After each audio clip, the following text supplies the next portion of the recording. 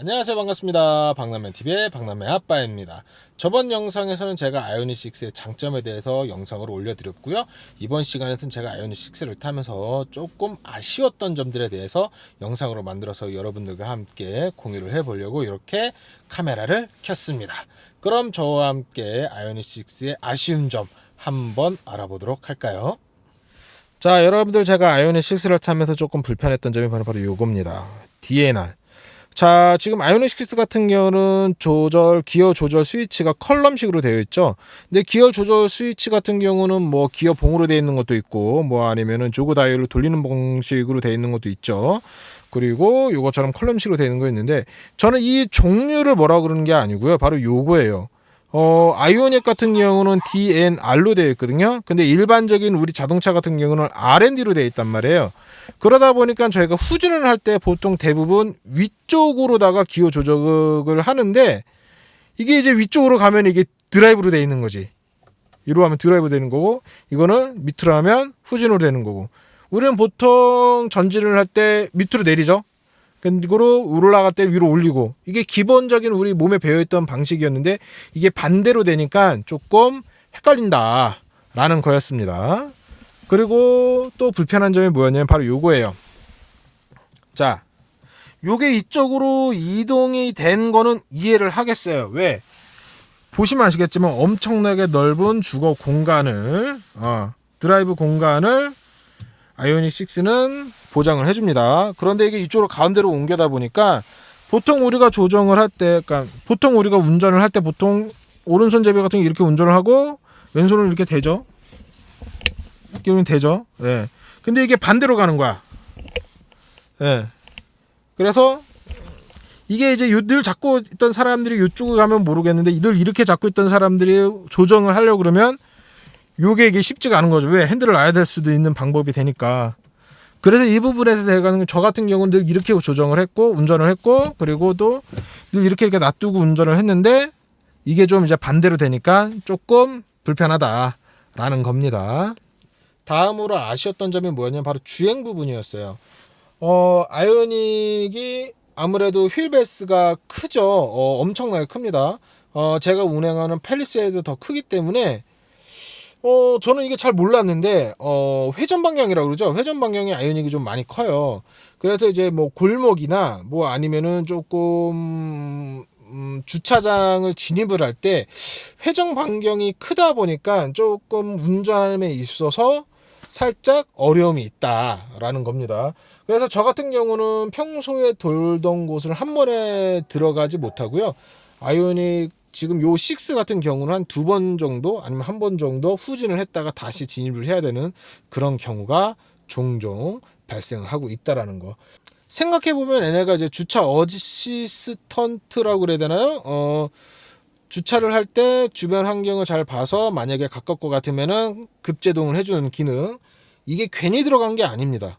보면요, 저도 깜짝깜짝 놀래요. 깜짝깜짝 놀랐는데, 이게 왜 그러냐면 회전 방향이 크다 보니까, 그리고 차체가 기본적으로 좀 생각보다 길이가 있다 보니까 요 옆에 부분 긁을 수 있는 확률이 좀 많이 높을 것 같다라는 게 제 생각입니다.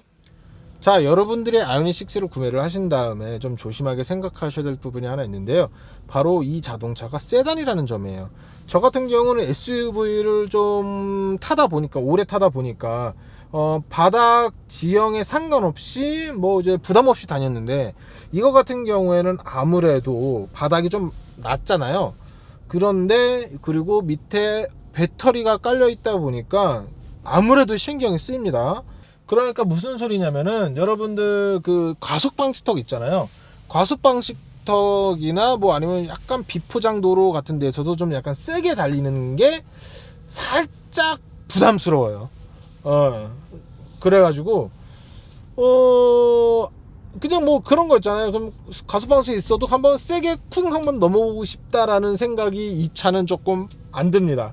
아무래도 조심하게 된다라는 거. 그리고 전기차는 그런 부분에 대해서 조금 많이 주의를 요한다라는 거 알고 계시면 되실 것 같아요. 자, 그리고 여러분 이런 것도 있죠. 가솔린 차 같은 경우는 특히 SUV를 모시는 분들은 살짝쿵 물이 고여 있어도 부담없이 그냥 숭숭 지나가는데, 이거 같은 경우는 비가 많이 오거나 좀 약간 침수 구역이 뭐 발생이 됐다는 뉴스가 나오면 살짝 끌고 다니기가 조심스럽다라는 거. 왜? 아무래도 전기전자 제품이다 보니까 그런 부분에서 조금 여러분들도 주의를 좀 요하셔야 된다는 거 잊지 마시고요. 자, 그리고 다음으로 아셨던 게 뭐냐, 바로 트렁크입니다. 아무래도 트렁크 공간이요, 일반 세단 자동차보다도 좀 좁아요. 이게 좁다는 의미가 무슨 소리냐면, 안으로는 깊거든요. 안으로는 깊은데 높이가 좁다 보니까요, 생각보다 많은 양의 짐들이 실리지는 않습니다. 저 같은 경우는 하는 일이 있어서 트렁크를 많이 사용을 하고요.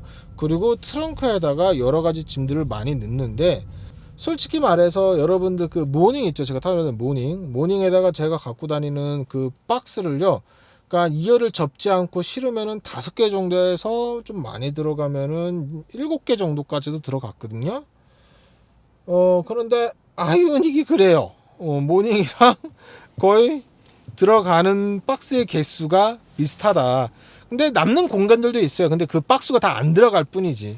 혹시라도 짐을 많이 싣는 직업이 가지신 분이 아이오닉 6를 구매를 하실 때에는 그런 부분도 좀 약간 생각을 해 보셔야 된다는 거 알고 계시면 좋을 것 같습니다. 자, 그리고 다음으로 아쉬웠던 점이 뭐냐면, 이 자동차가 아무래도 엔진 소음도 없고 그리고 진동도 없다 보니까 들리지 말아야 될 소음들이 들리기 시작을 해요.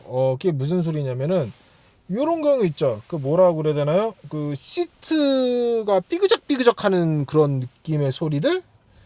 그리고 뭐 이제 도어 트림이나 뭐 그런 데에다가 뭐 이제 뭐 동전이나 뭐 그런 거 살짝 올려놨을 때 일반적으로 자동차에서는 잘 안 들렸던 소리들, 약간 탈카닥탈카닥 하는 그런 소리들이, 그런 조금 소리들이 이제 들리기 시작을 합니다. 그러니까 이제 사람이 조용해지니까 그런 거에 더 민감하게 반응을 하게 되는 것 같아요. 혹시 그런 소음에 조금 민감한 반응을 보이시는 분들 같은 경우는 좀 알고는 계셔야 된다라는 거. 그러니까 뭐 큰 소음이 나는 게 아니라 그 신경 쓰이게 하는 그런 약간 탁탁탁탁 틱틱틱틱 그런 것들을 있잖아요. 그런 소음들, 그러니까 좀 약간 신경 거슬리게 하는 그런 소음들이 일반 내연 자동차보다 훨씬 더 크게 들린다라는 걸 알고 계시면 좋을 것 같습니다. 그리고 제가 아이오닉 6를 타면서 아쉬웠던 점 중에 하나가 바로 이 도어 트립 부분입니다. 아무래도 자동차를 타면서 가장 직관적으로 느끼는 부분이 바로 이 촉감이에요. 이 손이 닿는 부분, 이 손이 닿는 부분들이, 이 부분이 아무래도 좀 플라스틱 부분이라서 감성적인 느낌이 떨어지는 거는 사실입니다. 그런데 이 부분 있죠, 여기는 또 괜찮아. 여기도 좀 괜찮아요. 여기도 괜찮아요. 그런데 이 부분이, 그리고 더 웃긴 건 여기도 괜찮아. 여기도 이제 우레탄 부분이라서 폭신폭신해가지고 좀 괜찮은데, 이 부분이 좀 그래. 이 부분만 좀 우레탄으로 폭신폭신하게 해주지. 좀 아쉬워요, 그건 좀 아쉽다. 그래가지고 혹시라도 애프터마켓에서 튜닝 하시는 분들 있으시면, 혹시라도 요거 뭐 감싸기나 뭐 그런 제품이 나오면은 아마 잘 팔리지 않을까라는 생각도 하게 됩니다. 자, 그리고 마지막으로 보면 바로 요거예요, 요거. 자, 보세요. 짠! 근데 이 상태에서 썬바이저 좀 켜면 요 스위치를 눌러야 돼. 팰리세이드는 그냥 켜지거든요. 그 흔한 모닝도 그냥 켜졌어. 근데 이거는 요거야, 버튼식. 참 진짜. 그 모닝도 이거 딱 열면 띵띵띵 하면서 켜지는데, 이거는 요거야. 이게 좀 이런 부분에서 좀 원가를 절감한 듯한 느낌이 많이 난다 라는 겁니다. 자, 여러분들 어떠셨나요? 영상이 좀 도움이 되셨나요? 다음에도 더 좋은 영상으로 찾아뵙고요. 제가 말하는 아쉬움적인 부분들은 순전히 제 생각입니다. 다른 분들과 생각이 다를 수도 있으니까요. 우선은 그거에 대해서 알고 시청해 주셨으면 감사하겠습니다. 그럼 여기까지 진행을 하도록 하고요. 지금까지 박남매TV의 박남매 아빠였습니다. 안녕.